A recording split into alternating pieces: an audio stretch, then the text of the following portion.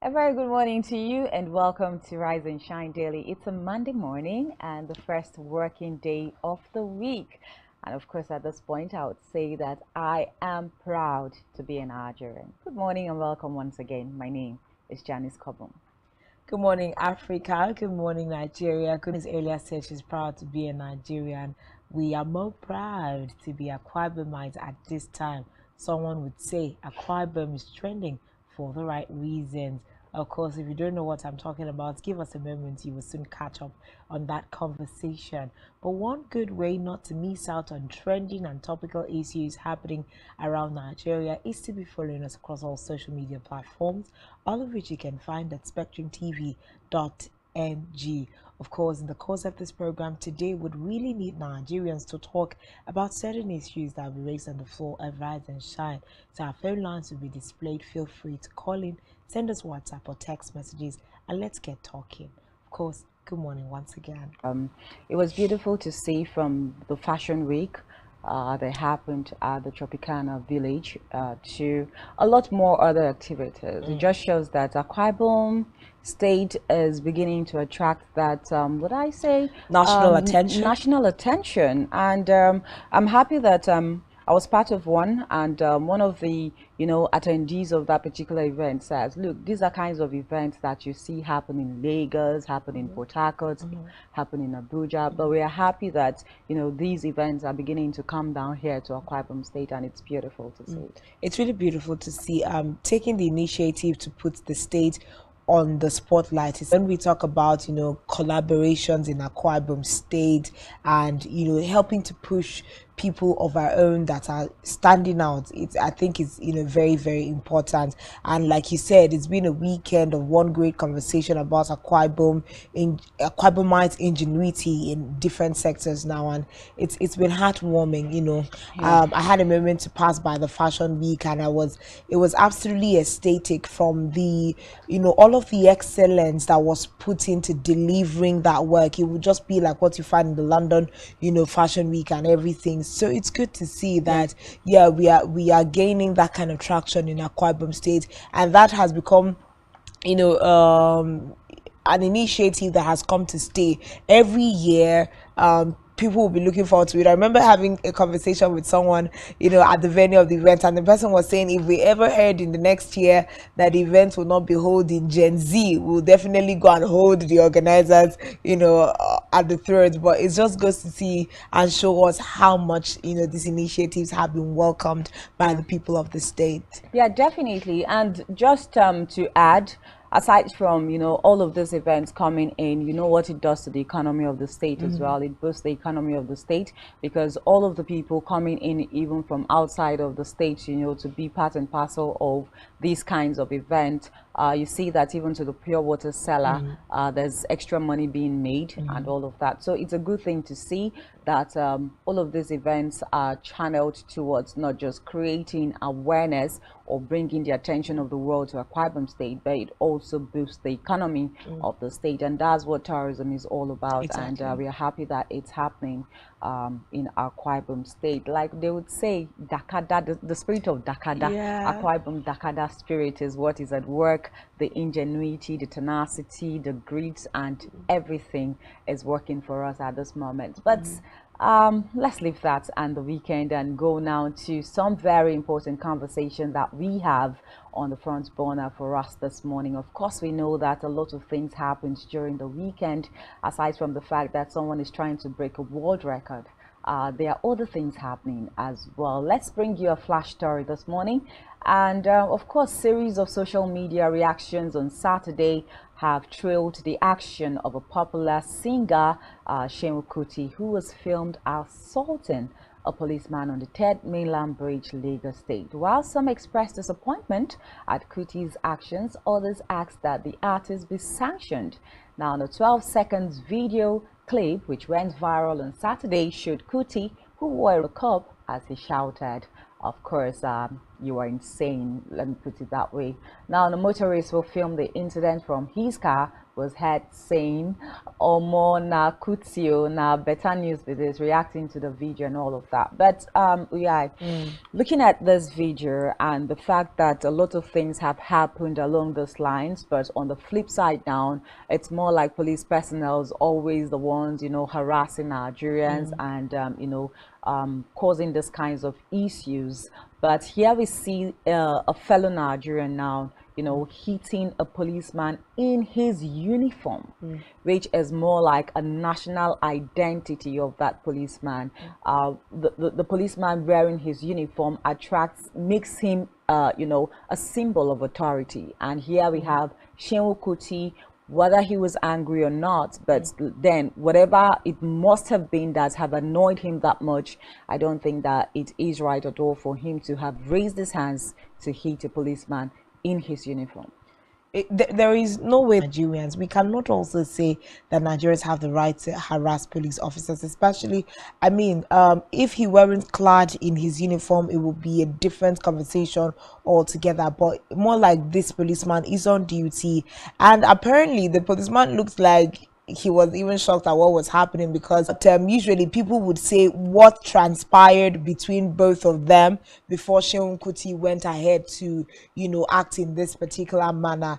But a lot of responses are coming in, like most Nigerians have asked that Shehu Kuti be sanctioned, and it's expected that he will be reporting to the police today, being Monday, and you know, basically like more investigations will be made into the situation at hand, more like bringing him in for questioning. You have to also question the policeman. Let's know what's aggravated, you know, Shehu Kuti to this point, and maybe we are going to be looking at a fine or some kind of sanctions rather.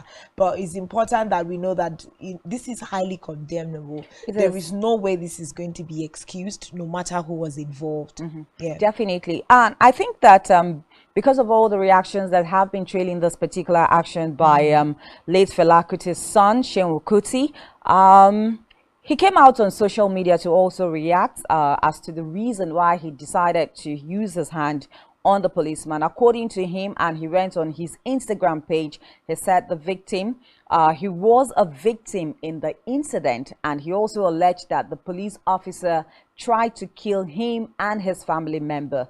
And I'm going to quote exactly what he said. He said, "He tried to kill me and my family. I have the proof, but I know they chase clout," he posted. "He has apologized, and I have agreed not to press charges. Make una mind una business, make the poor guy no losing job." So whatever it is that Shehu Kuti is saying that is the reason why he had to raise his hand against the policeman, first and foremost, we have to condemn it. It is condemnable. But whatever it is that he says that he has proofs, whatever proofs he has, I'm sure that Nigerians also want to hear the proofs because we are interested in the matter.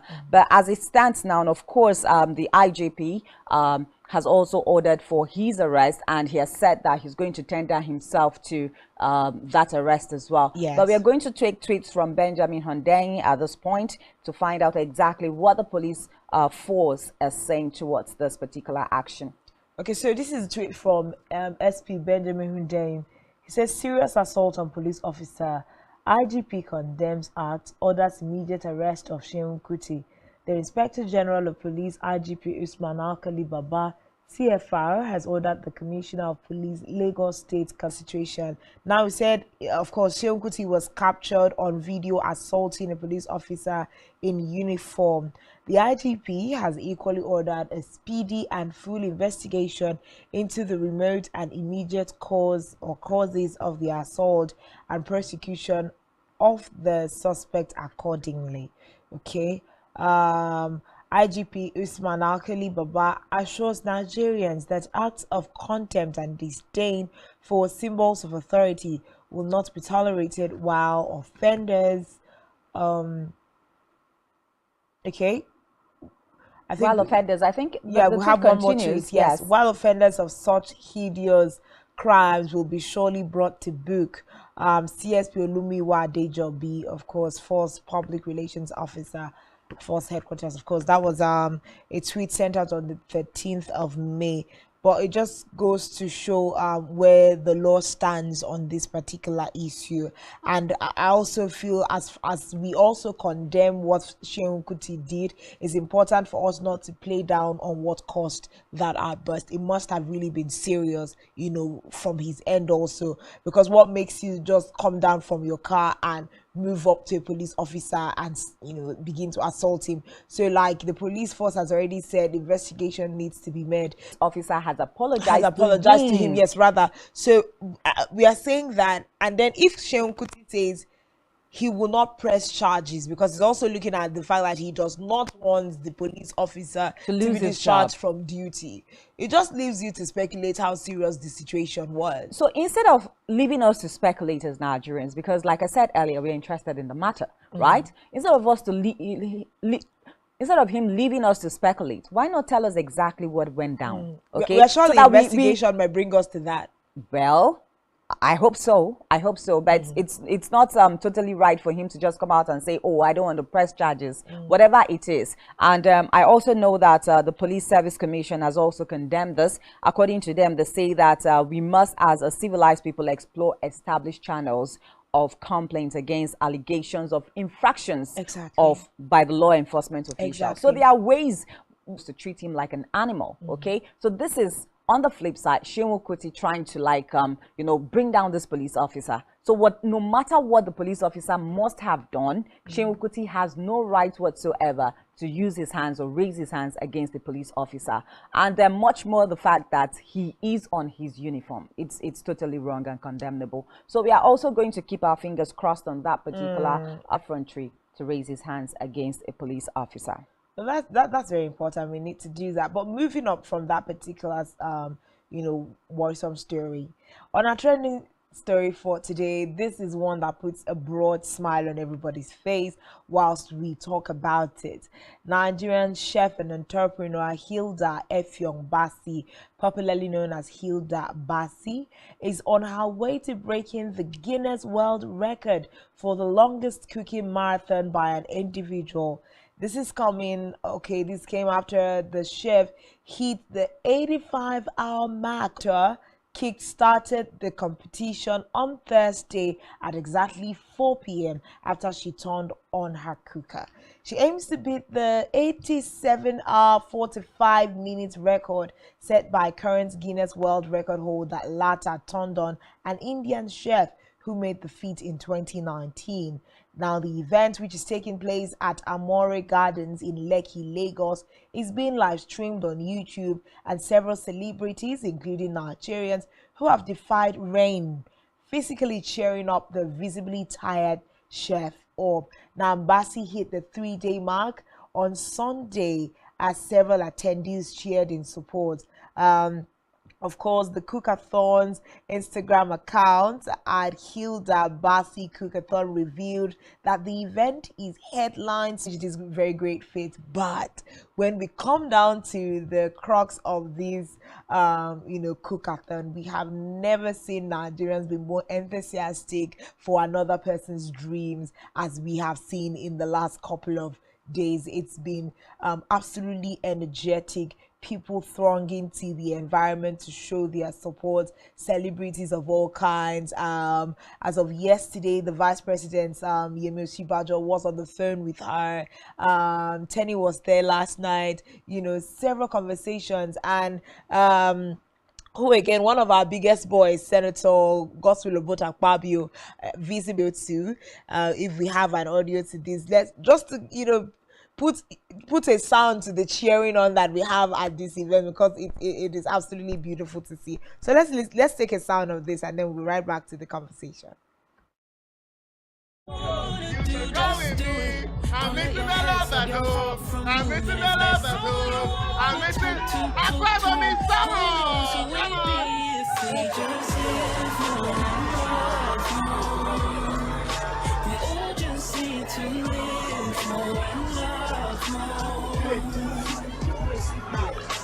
When we're not here anymore, it all comes down to who we are and what we stood for, not what we had and not where we were.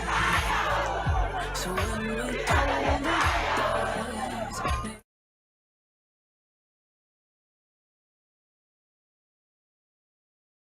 Of course, chants of Nigerians there, Hilda, no they tire. And I don't know. Since yesterday I have been so nostalgic about these moments, and it brings back the whole memories of the NSAS protest, how Nigerians came together with one force, one tenacity, and the spirit of resilience was also, just like you said, Gospel Pabio was also part of that. Vice President Emil Sibajo was on the phone, and of course the Guinness Book World Record, is monitoring her also to make sure that yes, we get a good result from that. And as we speak, I think she has already hit the 87th minute by 7 o'clock, and then she is also heading to her an extra 9 hours that she put for herself to break this particular record and serving to people for free. Now, one thing that people don't understand is the World Guinness Book of Record does not give you shishi. I'm going to put it the way obedience talk, does not give you shishi, to have this kinds of break this kind of record. So, and looking at trying to read up on the Guinness World Book of Record, they say that because they don't give money, it's so that there's no form of bias coming in at any point. And Hilda is here making us proud. I love the fact that her mother, the CEO of Calabar Ports, is also there, cheering her on, and all Nigerians are there, giving her a shoulder to lean on. I must say at this moment, I am super, super proud to be a Nigerian, and of course from the Aqua Cross region as well. It's so beautiful. Exactly, from the Aqua Cross from region. the Aqua Cross region, because we know very well that when we look at the Aqua Cross region, and then we look at the women of Aqua Cross, there are just a lot of stereotypes that have been associated with us. And Hilda doing this for us today, it just shows that yes, we are more than what people think of us. We are more than how people see us. There's strength, and you know that we are synonymous with good food. So Absolutely using good food to break record is something that's really beautiful. It comes with us. Of course, she has already hit her 80th hour. She's at 87 right now. 87? I'm following. I'm looking at the time. She's at 87 right now. Yes, definitely. She's at 87. Would be a lot, which means she would have finished. She would have almost finished the order. Lata Tondon has 87 hours, 45 minutes. Okay? Ooh, so yeah, she's on Hilda is supposed to be because State Babajide Sanwo-Olu was there himself, some of the very wee hours of the event to cheer her on, and it's just very beautiful to see that video of the governor right there cheering her on, and it's just beautiful to see. Let's not even forget to talk about the moments where she's been seen visibly weak, and then everyone is just trying to encourage her, the prayers, the chant, yes, everybody. And we even know like the convener of NSPPD, Pastor Jerry Eze, who she seems to be a visible follower, yes, also cheered her on, saying, they'll be praying for her also.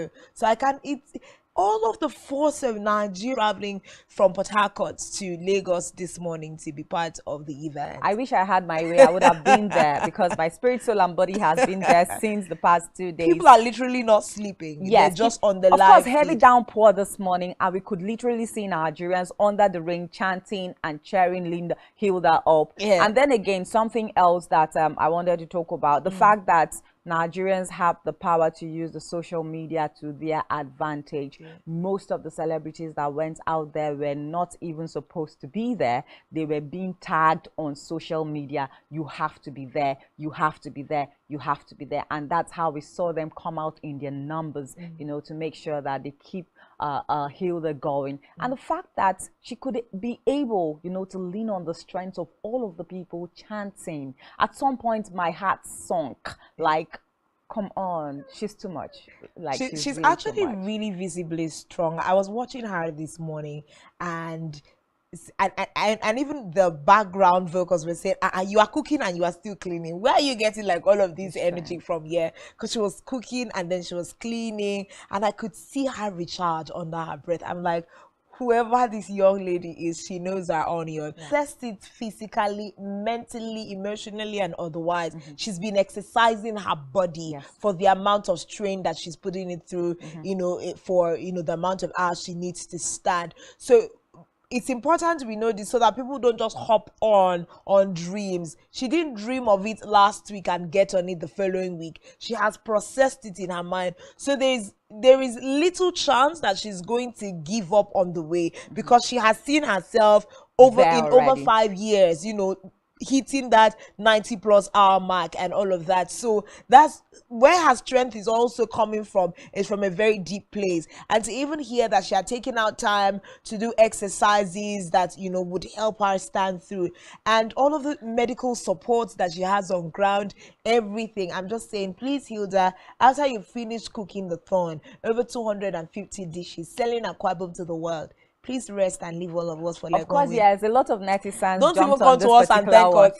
A lot of netizens jumped on this particular one and caught cruise. One of them said, look, after this particular feat that you're about to achieve, I don't want to see you in the kitchen till 2040.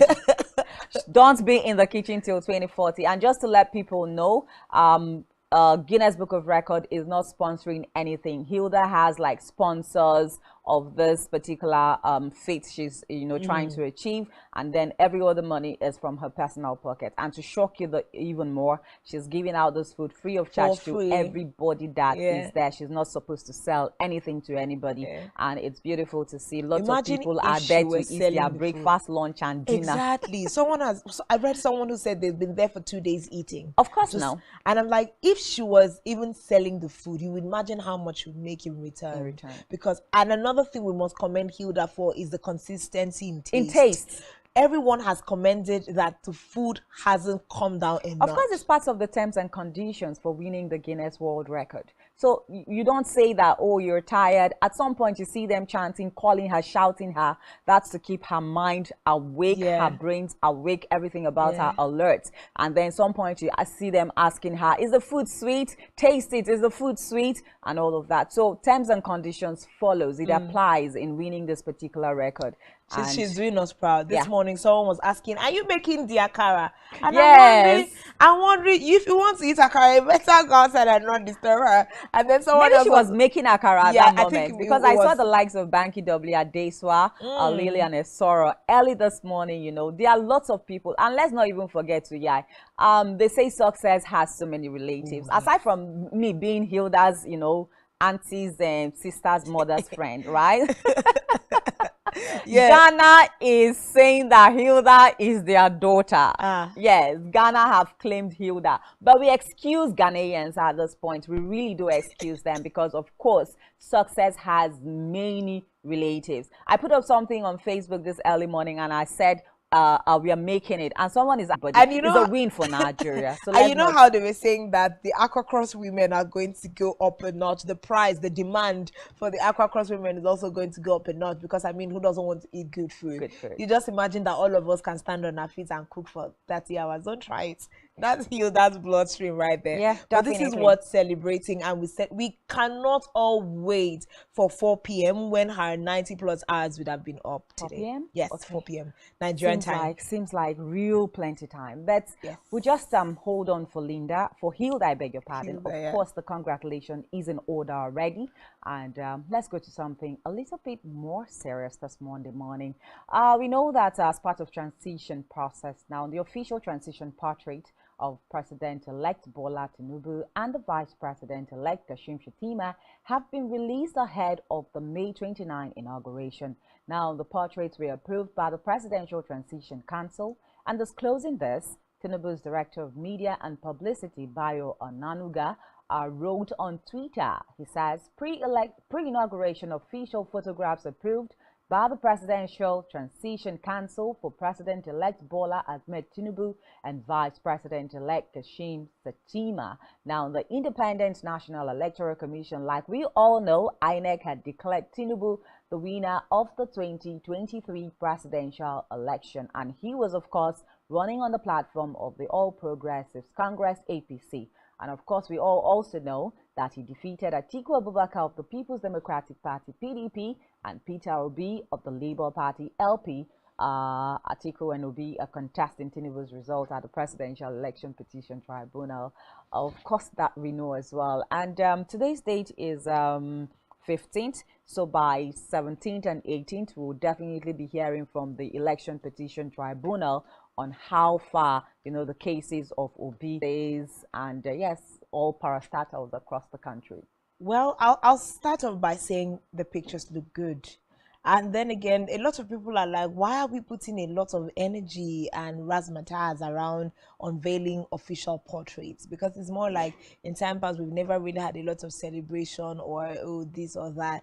And then it's not like a celebration, but then there has always been unveiling of the official portrait. So everybody knows. So you don't come to this office and you're seeing something different. Pictures, yes, definitely. So they have to unveil it. Some people are just more like of the opinion that this is too much of energy being put in by the APC, or especially this set of president-elects and vice president-elect. Like, you're doing a little too much. But then, like you said, the unveiling is necessary. We'll have a uniform photograph of the lead men everywhere we walk into the country, and I will still land on saying the pictures look good, and it's good that we are moving forward. A couple more days and the inauguration will be done, and Nigeria will be facing new rounds of leaders, yes, in the saddle of leadership in our country. We are getting ready, and we do hope it will be a journey that all Nigerians can be thankful for. But at this point, let's move quick now to the news brief desk, where we have Mary Joseph on standby to bring us tidbits of global news.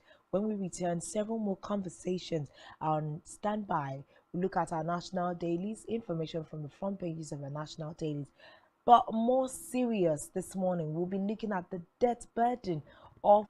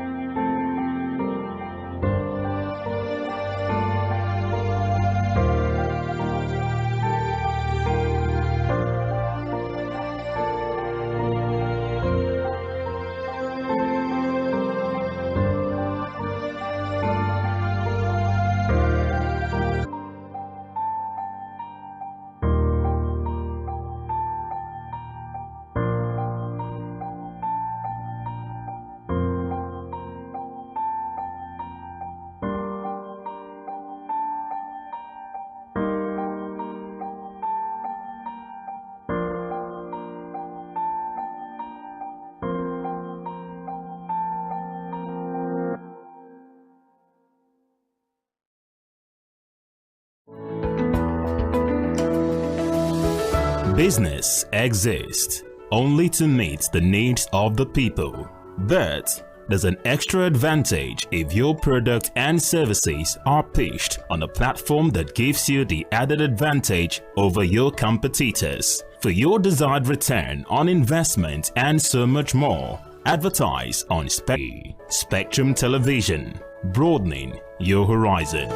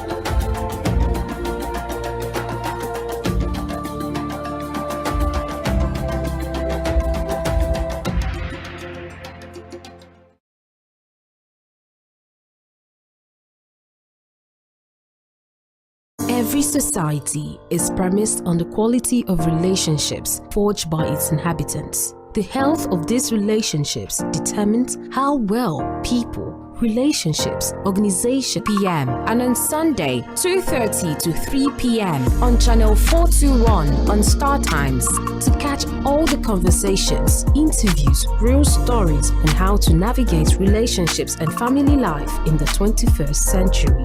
Real people, real faces, real stories. Connect live on Spectrum Television. The Nigerian police, which is the only one allowed by grossly abuse. Our governors have to share police powers with the president as stipulated by the Constitution. We do not have a federal government police force. We have the Nigerian police force, which are... It also enlarge the scope of people who should be invited here for examination. My Lord, if we cannot find those who literally murdered Abiola, who are those people who could be said to be the beneficiaries of the death of Abiola? Rogers has linked you with some of the killings he did. He never did.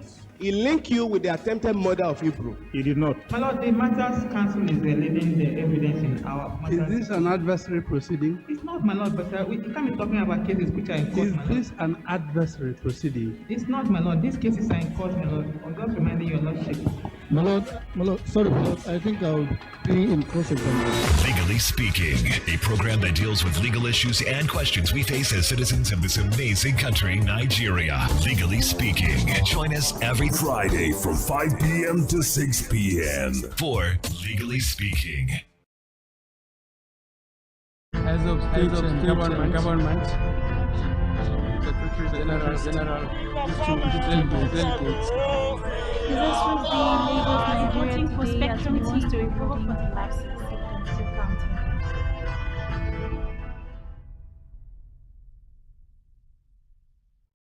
A very good morning to you and welcome to your morning news brief on Spectrum. I am Mary Joseph. First to the news this morning is a report that state governments have faltered to side the feeding and caring. The federal government should review the current revenue allocation formula to put them in a better financial position to shoulder the proposed responsibilities. From the Red Chambers, the Senate has indicted the Federal Government of Justice and also the Federal Ministry of Justice for its alleged failure to show how the 10.4 billion naira judgment debt was disbursed to the beneficiaries. The Red Chamber therefore ordered the ministry to stop further disbursement of the judgment debt and demanded that the committee 30 days. In health, the National Association of Nigerian Nurses and Midwives, NANNM, has said over 75,000 nurses and midwives left the country in 5 years to seek greener pastures. NAM also decried the insecurity situation in the country, particularly the rising cases of alleged kidnapping of its members for ransom and violence against its members at the workplace while discharging their duties. On the foreign scene, Ukraine's President Volodymyr Zelensky has landed in Paris for talks with French President Emmanuel Macron after accepting a prize for his country's fight for European ideals during a visit to Germany. Macron shortly afterwards welcomed Zelensky to the Elysee Palace for the second time since the Russian invasion of Ukraine in February last year.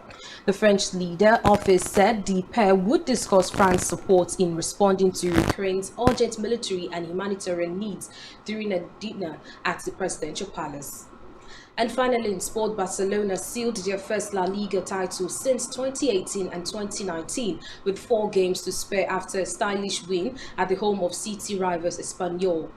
Baci were 3-0 up by halftime, Robert Lewandowski scoring his 20th league goal of the season before Angel Blad 19 doubled the lead. Lewandowski added the third before Jules Koundé header made it 4-0. We'll have details of these stories and more in our news at 12. I am Mary Joseph. Let's head back to Rise and Shine where we have Janice and Uyai on standby. Do have a wonderful morning. As of state and government, Secretary General delegates. This was the Lagos Nigerian for Spectrum TV to recover 45 seats to planting.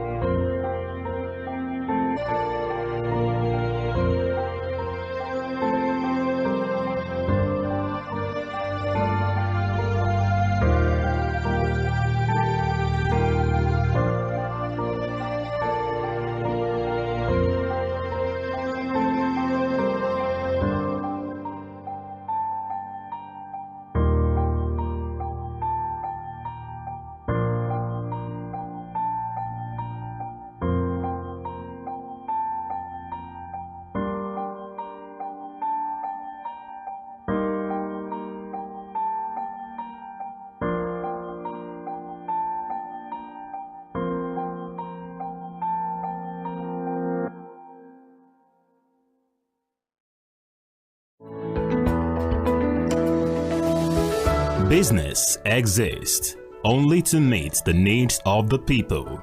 But there's an extra advantage if your product and services are pitched on a platform that gives you the added advantage over your competitors. For your desired return on investment and so much more, advertise on Spectrum Television, on StarTime's DTH Channel 421 and on free-to-air with a frequency of 12733. Spectrum Television, broadening your horizon.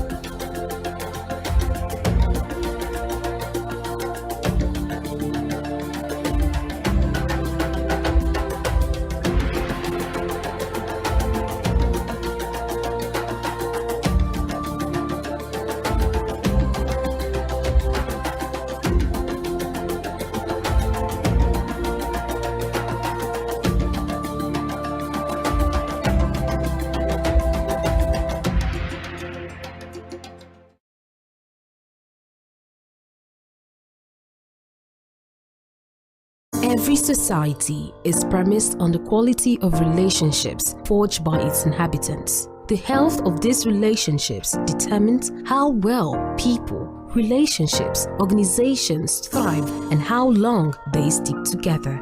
Join Uyai and Yekan on Connect every Wednesday from 6 p.m. to 6:30 p.m. and on Sunday 2:30 to 3 p.m. on channel 421 on Star Times to catch all the conversations, interviews, real stories and how to navigate relationships and family life in the 21st century. Real people, real faces, real stories. Connect live on Spectrum Television. The Nigerian police, which is the only one allowed by grossly abused. Our governors have to share police powers with the president as stipulated by the constitution. We do not have a federal government police force. We have the Nigerian police force, which shall be administered, organized, and supervised by the Nigerian police force. No, my lord, I want to say something. I want to say something here. Perhaps it might also enlarge the scope, the beneficiaries of the death of Abiola. Rogers has linked you with some of the killings he did. He never did. He linked you with the attempted murder of Hebrew. He did not. My lord, the matters council is leading the evidence in our matters. Is this an adversary proceeding? It's not, my lord, but we can't be talking about cases which are in court, Is my lord. this an adversary proceeding? It's not, my lord. These cases are in court, my lord. I'm just reminding your lordship. My lord, sorry, my lord, I think I'll be in cross-examination. Legally Speaking, a program that deals with legal issues and questions we face as citizens of this amazing country, Nigeria. Legally Speaking. Join us every Friday from 5 p.m. to 6 p.m. for Legally Speaking.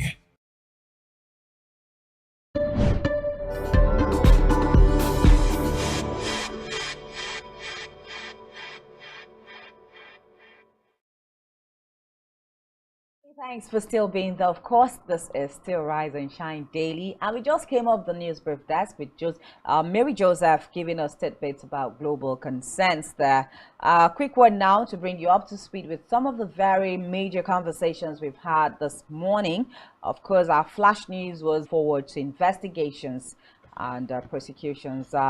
And then just after that, we talked about the world record holder, the newest world record holder, Hilda Baci, who has broken the record of Lata Tondon of India that held that record since 2019, cooking a marathon for 87 hours, 45 seconds and 45 minutes, I beg your pardon, and 00 seconds. And as we speak, of course, Hilda Baci is at almost clinching her 88th hour as we speak right now. So I must say that congratulations are in order for this 27-year-old beautiful strong woman from Accra Cross region making all women in the world proud right now. And of course, we move to our major story for the morning, talking about the official unveiling of the portrait of President-elect Bola Ahmed Tinubu and Vice President-elect Senator Kashim Shettima, as we move forward to the inauguration, which is going to be holding on May 29. And at this point, of course, we'll look at what's trending on the papers this morning. So let's go over now to Daily Spotlight.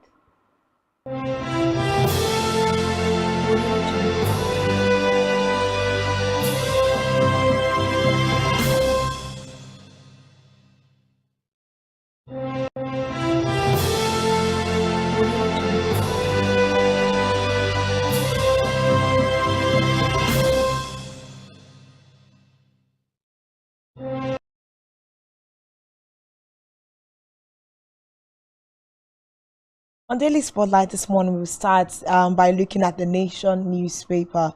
The Nation newspaper, and the very big story there says Tinubu is best prepared ever for president, says Akande. Expect 50-year master plan from incoming administration. What to do on economy. We import foods, wine, spirits, clothing, perfume, body sprays, toothpick, and toiletries, and then turn around to complain that the naira is not strong. Okay, those are conversations that we have right there.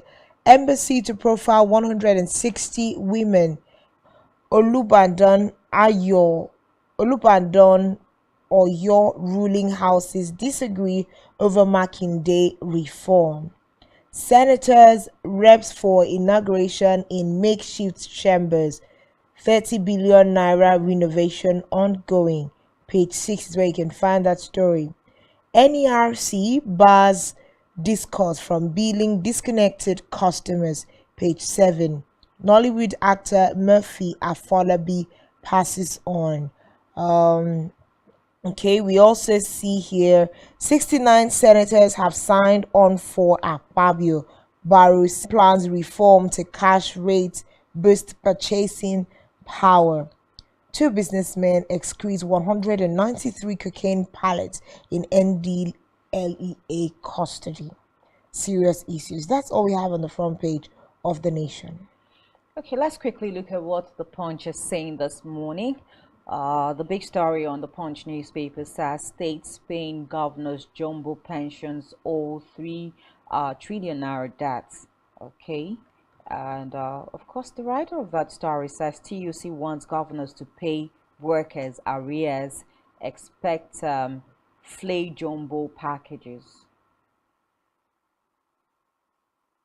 Okay, split opposition camp. Page 37 is where you get details of that story from. Nigeria imports 2.7 trillion naira sugar as government master plan stalls.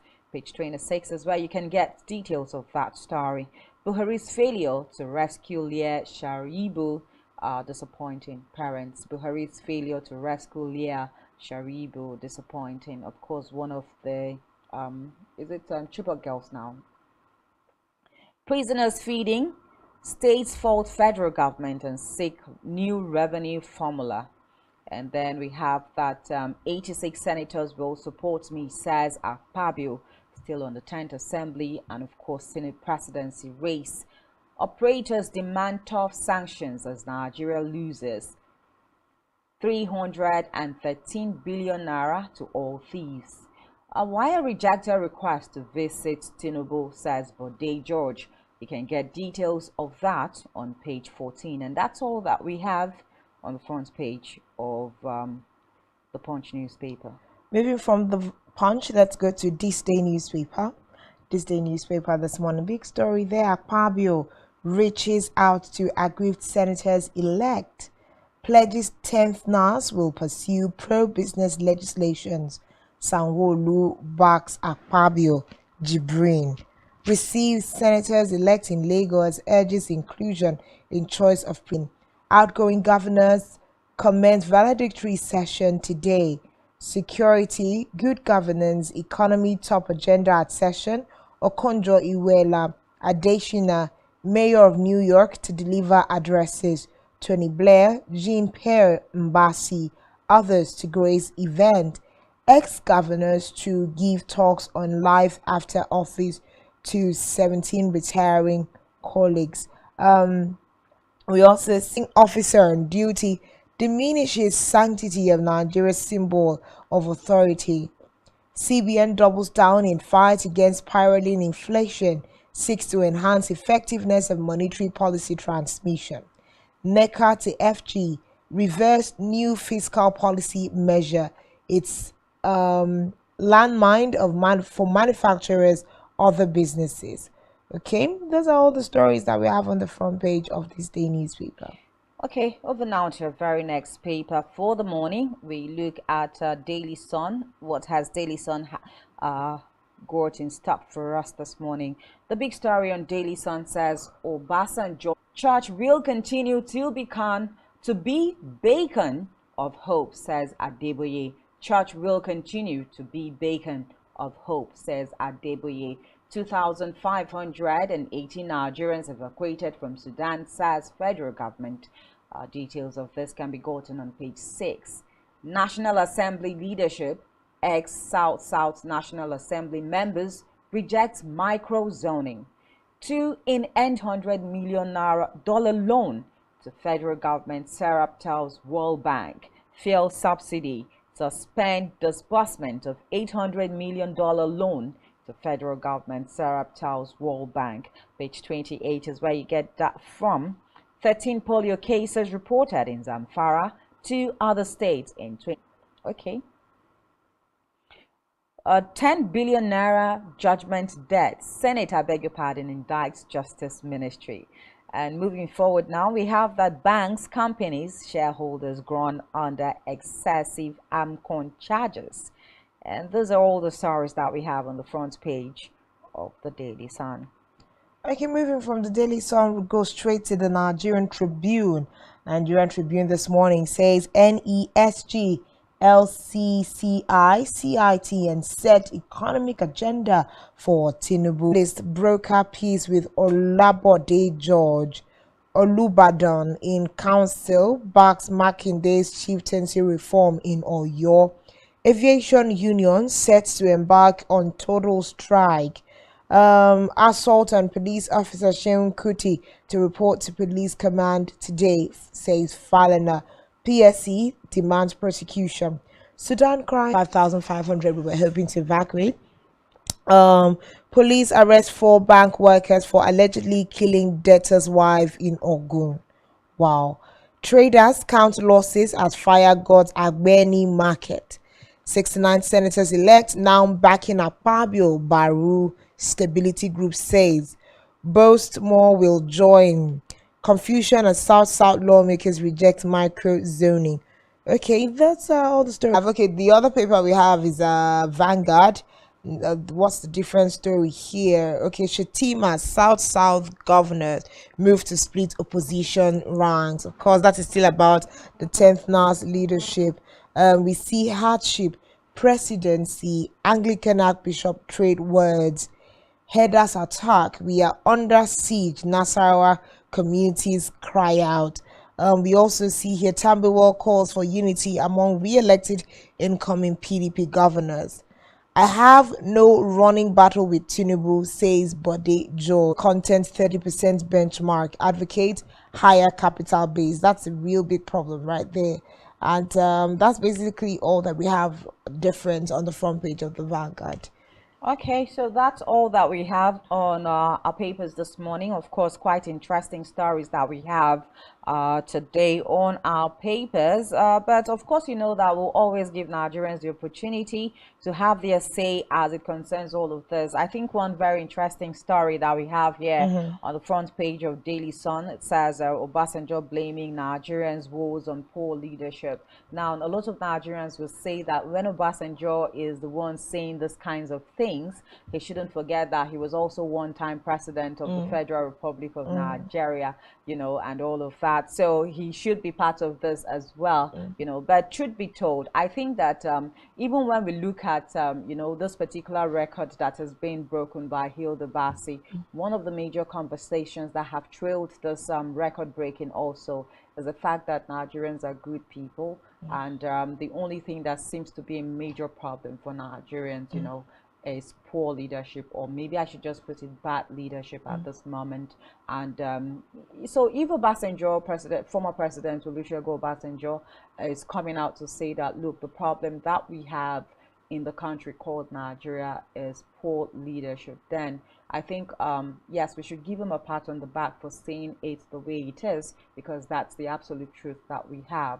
But again, how can we get better, at these kinds of things? Some Nigerians will also take it back again to the presidential elections. And just like Peter Obi would always say, when the process is faltered, what do you think the leadership will do or will look like in the long run? But I know that one major prayer that we have prayed as Nigerians have been that, we have leaders that can actually make us proud, leaders that can actually deliver on the ethos of democracy for the people, to have that sense of belonging. These conversations have also been something that we have talked about, and we had a caller that said, look, for poor Nigerians like us, we are not even counting on the leadership. We are just looking on to God and holding on to God, to make things happen for us. So there are a lot more people that are, in that radar that, they don't even believe in the lead on, getting better in terms of leadership. We definitely should not give up hope, on the leadership that we have in our country. Are we on a path to new hope? Well, we have to keep our fingers crossed to find that out. But even if we inch a little bit closer to the new administration, we can only hope that they will set Nigeria on a path that can lead us to a new day as a country. A lot of things are failing in the country, and to have the likes of former President Olusegun Obasanjo point back to themselves, as part of the major issues this country, has faced, then I think is also worthy of note, because you really can't fix a problem that you have not pinpointed. At least some people are doing their homework, and there is no part where we say he doesn't have the right to repent over his contribution to the failure of the system. Maybe he has sat back and reflected, if I had done this differently, maybe this would have been the result. And it's calling our attention to the fact that we as leaders have failed you. How can we salvage the situation as of this time? But then several stories on the front pages of our national dailies, and this fact that the official portrait of the president-elect and vice president-elect have been unveiled. Now we know the pictures that we are expecting in all of our offices. These are some things that you can comment on, and several other issues on the front pages of our national dailies. Let's see something that stood out. Okay, the race for the 10th assembly is still very steep, and we see that about 65% of senators elect are actually in support. Okay, so these and more are things that we can converse about. What's the hope for the 10th NAS and other things at this time? I think that is good, because last week we were worried about when the APC came out to say, oh, we apologize, we faulted on the lines of zoning and we are going to revisit that. I for one was concerned with how it is going to affect the acceptability of these people on their own without the backing of the APC. But it's good to see that in terms of soliciting for support and backing, 65% is a great number. Yeah, definitely a great number. Of course, and then the story from of drugs and all of that, but it's really a pathetic situation to see that they have two in custody of the NDLEA who secreted 193 cocaine pellets. Is really disturbing at this moment. The much that NDLEA is doing, it should be able to serve deterrence to people. But the more we see the NDLEA trying to, dirty deals, and quite a sad situation there. And then I like the fact that still on the heel of failed subsidy now, and of course, Serap is asking that, look, World Bank, you need to suspend the disbursement of the $800 million loan from the president now, President Muhammadu Buhari. And of course, these are conversations that we've had like last week, where the president is saying that yes, the subsidy story has been, suspended. The whole subsidy removal thingy has been suspended for now, but I still want to go ahead, to collect the loan of $800 million. And the question a lot of Nigerians have been asking, what do you want to use the $800 million for? Now, I'm not even going to be talking about reactions of Nigeria on the streets of social media, because it looks like last minute last minute people trying to like put monies in their pockets and families in the country, and this is going to last for a period of 6 months. But Serap is here saying, look, we cannot allow that happen if there is no fuel subsidy. And most importantly, I think one of the issues that they have raised is the fact that, look, instead of you even using this $800 million dollars now to give palliatives to the poorest of the poor, why not use it to revamp refineries? And when you're talking about subsidy removal, you're talking about subsidy removal in a country that cannot even boast of one working refinery. It's quite laughable. It is quite laughable. And if we also look at the fact that when you say we have suspended the move to remove subsidy until the new administration settles in, then they can decide whether or not they want to move on with that. And then you still say you want to borrow 800 million. When the incoming administration decides that they want to remove the subsidy, how much then would they still be borrowing? Because if you borrow the 800 million naira now and give 5,000 naira palliative, it defeats the essence of the borrowing, because subsidies have not been removed, and then we are just being wasteful with resources that we don't have. It's not like it was money generated from taxes or refining of our own oil. We are going to a central purse and borrowing just to spend on our own lust, as it were.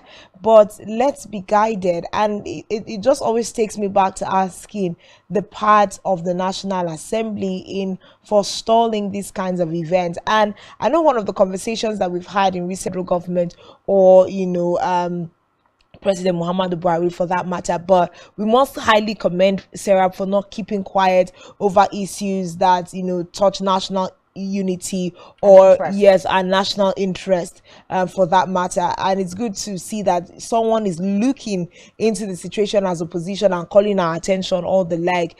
But let us see that beyond making the calls or putting in the suit in court, let us see some form of restraining order, a word that goes out to the president, an advice that takes him otherwise from taking this particular step. A lot of Nigerians see it as a last retiring, not like they're even going to be going on to another phase of political lives or ambition. Some of them are retiring, so you're seeing a lot of last minute, what can I lay my hands on to keep for myself. It seems like that, because it seems like that a lot of Nigerians are coming from, bringing in that when you eventually leave. And let's not also forget that the people that you worked with might not be the same people that will be working with the president-elect. So why not forfeit whatever it is you want to do? I know that there's been a lot of disbursement here and there.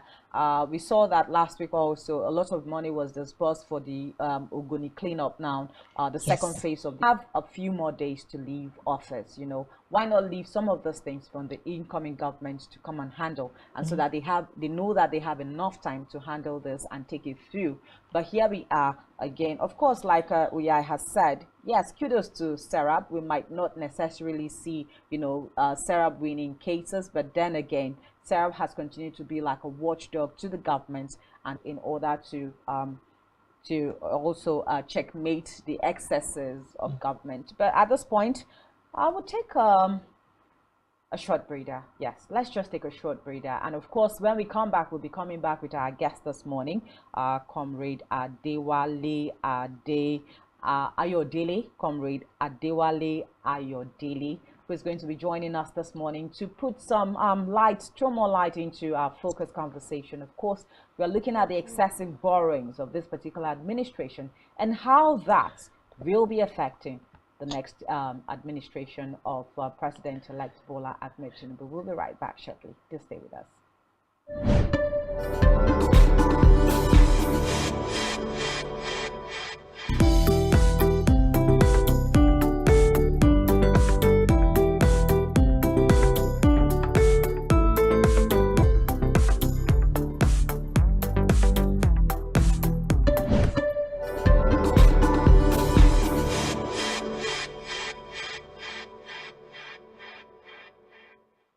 All right, many thanks for still being there.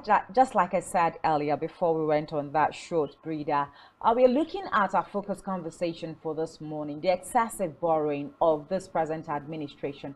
Of course, the DMO has said that Debt Management Office have said that Nigeria is almost going above its borrowing capacity.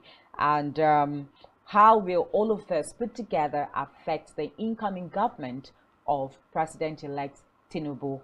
And to talk about this morning, we have Comrade Ayodele Adewale, who is a state organizing secretary, APC Lagos State Chapter, and of course, he is the immediate past executive chairman, Amowo or Dolphin local government area. He is also a former mobilization and liaison officer to late Chief Anthony Enahoro-led pro-national conference organization. He is former secretary to Professor Wole Soyinka-led Citizens Forum, former secretary to later Dr. Beko Ransom Kuti, June 12 Coalition, and of course, former National Public Relations Officer of the National Association of Nigerian Students, NANS, and former president of the Lagos State University Students' Union's government. Thank you so much for joining us this morning. Good morning, Mr. Ayodele. Thank you for having me. Okay. Of course, you know that we are two here. Good morning, Ayodele. Good to have you on the show this morning. Good morning. It's been a long time. Yeah, it's been a while. It's been a while we had you on set. Okay, so I think we are going to be starting with this present administration of President Muhammadu Buhari. And just like we have it on the papers here, Serap is actually suing this government for even wanting to go ahead with the $800 million borrowing that was supposed to be used for fuel subsidy removal. So let's start with that, with that conversation. What do you think about the borrowing capacity of this particular administration of President Muhammadu Buhari? Well, first and foremost, you must understand that government is continuous. It has no limited restriction as to how it can carry out its own function. The government was elected to be in office for 4 years. And within that framework of 4 years, yes, they still have the leverage, the window to carry out their function. I remember that the government also had a budget that was submitted to the National Assembly. And that budget was duly approved. The budget itself, is a law that has been passed by the National Assembly. So the fact that the government is winding down does not mean that they should fold their hands and allow states to go into the frozen system. The next administration that is also coming, thank God, is from the APC party. So it's just passing the baton from administration. So I think we've lost the audio of our comrade Ayodele at this moment. We can't hear him anymore. Okay, I think he's back now. Okay. Hello, can you hear me? Yes, okay, we can hear you now. Yes, we can. Just go ahead with your thought. Okay. So what I was saying in closing is that the government that is coming is of the APC. The government that is winding up is of the APC. And it's passing a baton from one government administration to the other. And it makes it a seamless process. So whatever any organization is doing, yes, it's also good for democracy. You understand? To test the law. But the question is, have they followed the law? Have they worked against the budget? Whatever that they are doing is very, very low. Okay, so we are looking at the fact that Nigeria's debt profile actually rose from 12.12 trillion naira as of 2015 when the Buhari-led administration took over to where it stands now at 42.84 trillion naira in the space of 8 years. That's a lot of increase, in over 8 years. And even though you say it is within the boundary of the budget that was passed by the National Assembly, this is still going to be largely an economic problem for the next administration. 42.84 trillion naira is a lot of numbers being borrowed by this administration. How do you think it is going to affect the incoming administration? Well, it's Nigerian debt is just a pin in the haystack. But what we should look at more is what are they using these funds for? Are they just using it for current expenditure that overweighs capital expenditure? Are they using it to open up the economy to generate more revenue? These are areas that we should be more concerned about. If we are afraid of debt, then definitely we are not going to develop within the situation that we find ourselves in Nigeria. Remember, there have been a government before that generated more revenue to stabilize itself. Most of those funds were plunged into wasteful expenditure. And we saw many of these things as alleged by the documents that the EFCC put before us. Many of these funds were used for campaigns. Many of these funds were also used to get religious bodies to pray for the administration and all whatnot. But the Buhari administration decided to put this fund majorly into capital expenditure to the extent now that the bridge that connect the south to the east have been fully completed. And so know that many of the roads that were constructed have been told like it was when we were young. And so many of these contractual documents have almost been signed. And these roads are going to generate funds that will be used to pay back the loans that was gotten in order to put it in place. Okay, so something else you have pointed out that stands out is the fact that if we are borrowing this money to put it in, infrastructural development that will move the country forward and projects that will move the country forward, then it is not, totally to a wasteful end. Now, that sounds constructive from that end, but when we look at criticism from Nigerians, they say the amount of money borrowed in this current administration is not commensurate to the kinds of infrastructural developments that we have seen. First off, we have a major problem in the oil and gas sector. If we have borrowed 42.8 trillion naira, why didn't we borrow money and, Rebranded. Remember the law that was just signed that allows NNPC to go fully commercial and it's going to be run majorly by the private sector. And for the first time, NNPC has audited itself. Right now, NNPC is making gains, and it's more like a and within time, the bucket will be filled. What we have in the oil and gas sector majorly is oil theft, and they have been removed from the major oil pipeline stream. These are blockages that is good in order to make sure that our revenue counts. The government is not throwing its eyes off of these things.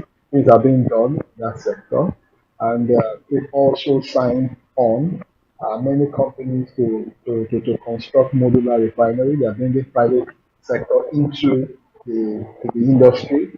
The Dangote refinery will be commissioned, I think, this week. It also will help to rejig our economy and make our system improve better.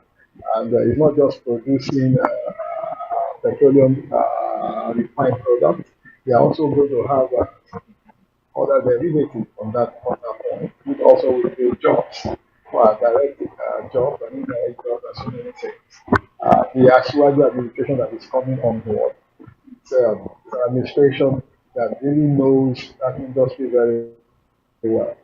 Remember, Ashwaji had worked with ExxonMobil before, and as an auditor, he was able to help in block leakages like never before. That investment by ExxonMobil really grew in Nigeria to the extent that they were able to build their headquarters in the island. As I said before, when they were just tenants at the shop house in the 100 days in office. The first 100 days in office will give us a good pointer of how the administration is going to solve a lot of our problems. I remember that the document is there, the review of documents. Like I said at the program yesterday, that Nigerians should download that document, should have copies of that document, and we benchmark the performance of the incoming administration with that document. They've already shown you a roadmap. They've shown you a workable solution towards the Nigerian national problem. And these things will be, part in the shortest time to come. Okay, so I think I'm just going to lean on one of the things that you have said, giving the Bola Ahmed Tinubu's administration a chance, and the fact that the first 100 days in office is going to change a lot of things in the country. But will that also change the economic situation that we find ourselves in? When you look at the Buhari-led administration, you find out that because of the too much of borrowings, or even despite the too much of borrowings that we have under this particular administration, the economy has seen a lot of recession. And I don't think that we have come out in 100 days in office. We'll be having a serious turnaround in all of this. In 100 days in office, we are going to see a lot of policy change, and policy is working. Life itself is not static. Every day we change. Every day we improve on ourselves.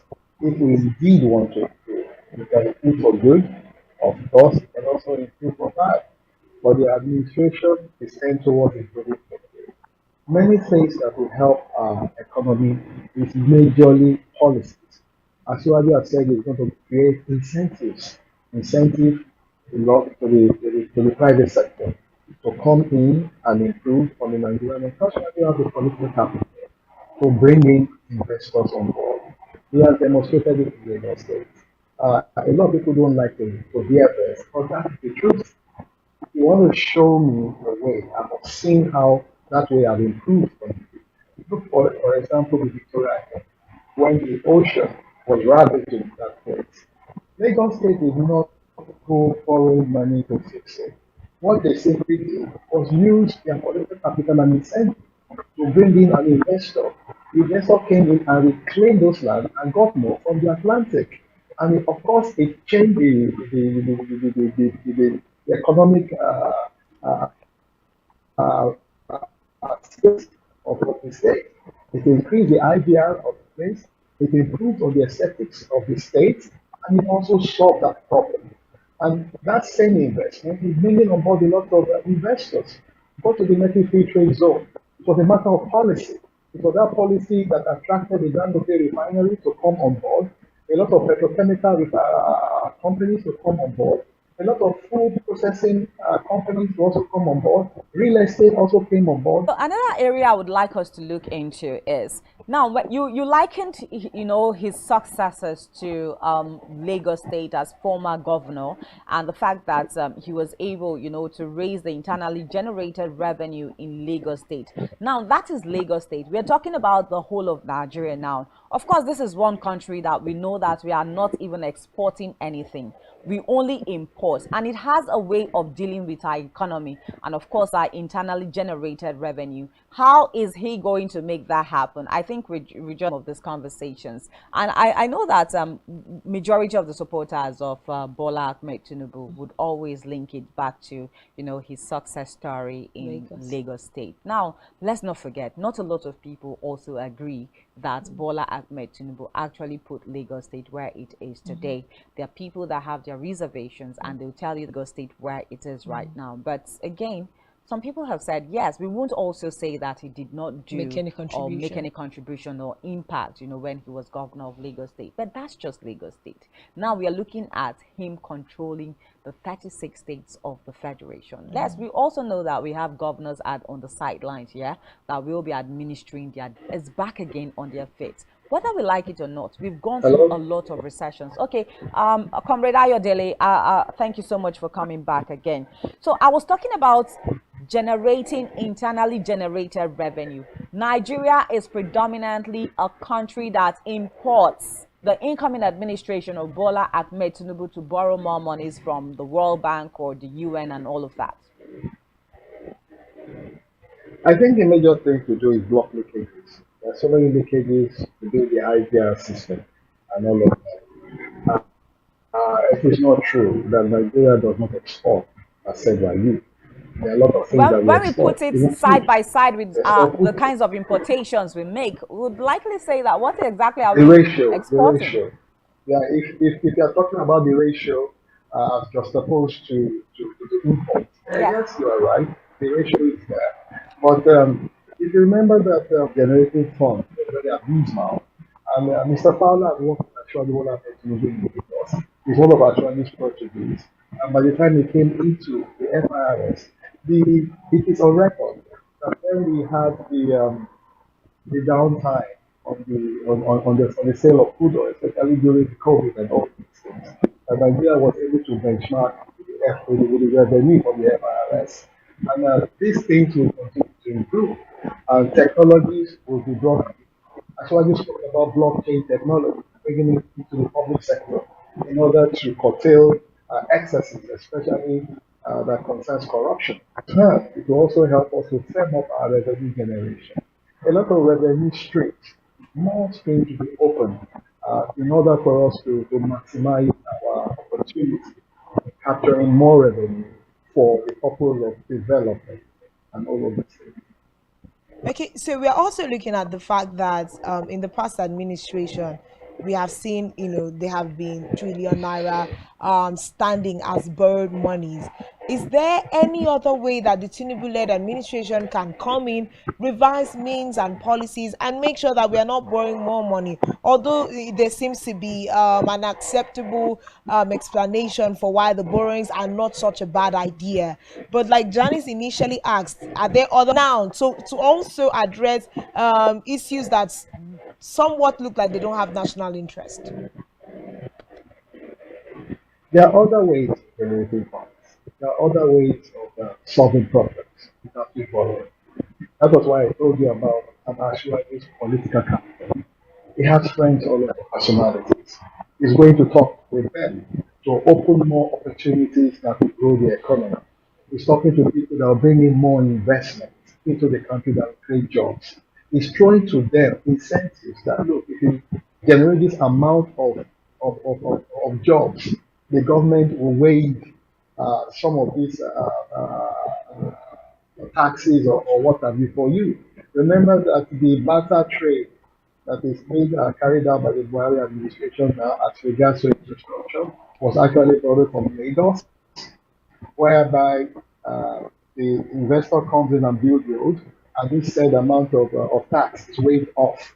The major thing is for you to solve the problem, create opportunities, and of course grow the economy. That is what is of importance. It's not about just amassing the money and all of that. It's about solving the problem. And that's why I keep telling something very important. Now, we are signed into law that states can build railway lines. It also said that states and private individuals can generate energy and distribute energy, public power, and all of these things, right? These are things that will stimulate our economy